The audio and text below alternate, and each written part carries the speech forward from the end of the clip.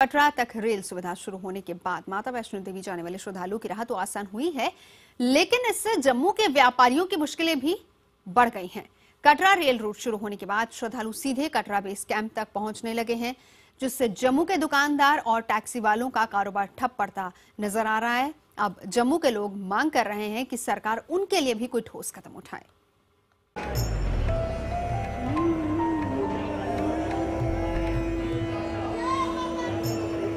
दिल्ली से कटरा जाने वाली श्री शक्ति एक्सप्रेस माता वैष्णो देवी के भक्तों के लिए अच्छे दिनों की सौगात लेकर आई।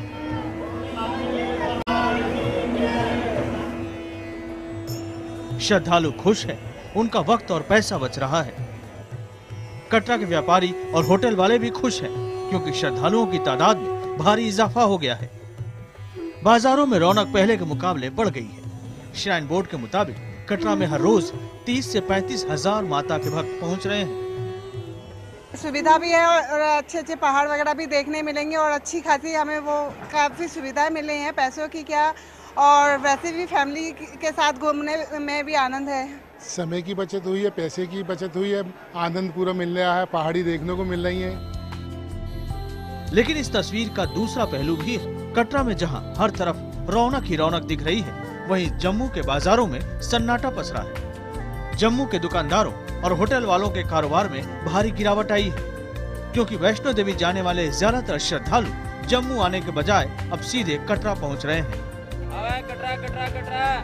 पहले यात्रियों को जम्मू आकर बस या टैक्सी से कटरा जाना पड़ता था, तब यहाँ के रघुनाथ बाजार में खासी भीड़ होती थी।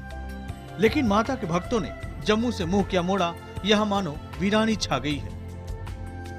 हमने लाखों रुपए का माल भर के रखा है कि कस्टमर यहाँ पे आएगा, परचेज करेगा और हमारे जो घर गृहस्थी का माहौल है वो अच्छी तरह चलता रहेगा।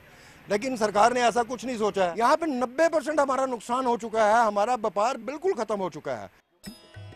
कटरा तक ट्रेन सेवा शुरू होने से ट्रांसपोर्टरों की रोजी रोटी भी प्रभावित हुई है। जम्मू से कटरा जाने वाले लोगों की तादाद में भारी गिरावट आई है। टैक्सी चलाने वालों की हालत ये हो गई है कि उन्हें लोन का किस्त चुकाना भी मुश्किल पड़ रहा है।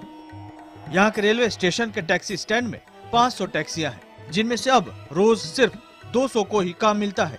रेलवे स्टेशन पर मौजूद 240 बसों में से अब 70 को ही काम मिलता है। जम्मू बस अड्डे पर मौजूद 1000 बसों में से सिर्फ 400 बसों की आवाजाही हो पाती है। Jammu railway station taxi union को कम से कम 50-60% फर्क पड़ गया।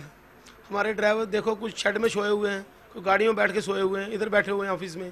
पहले हमारा रोज का एक चक्कर लगता था, तो उसके साथ हमारी किस्त भी गाड़ी की निकल जाती थी और अपनी रोटी रोजी का भी बंदोबस्त हो जाता था। मेरी इस पॉइंट पे गाड़ी खड़ी है, ना कोई सवारी आ रही है, ना ऊपर से कोई उतरता हुआ नजर आता है। जो भी पैसेंजर आते हैं वो कटरा चले जाते हैं ट्रेन में बैठ के, और हम यहाँ पे खड़े हैं। जम्मू में श्रद्धालुओं के न आने से यहाँ के व्यापार को करोड़ों का नुकसान हो रहा है। पहले यहाँ एक हफ्ते में करीब 10 करोड़ रुपए का कारोबार होता था, लेकिन अब ये करीब आधा रह गया है। पवन शर्मा, जम्मू, IBN 7। और आपको बता दें कि कटरा रेल रूट शुरू होने पर जम्मू कश्मीर के मुख्यमंत्री उमर अब्दुल्ला ने कहा था कि सरकार जम्मू के लोगों का ध्यान रखेगी। अब लोगों का कहना है कि सरकार को अपने वायदे पर अमल करना चाहिए।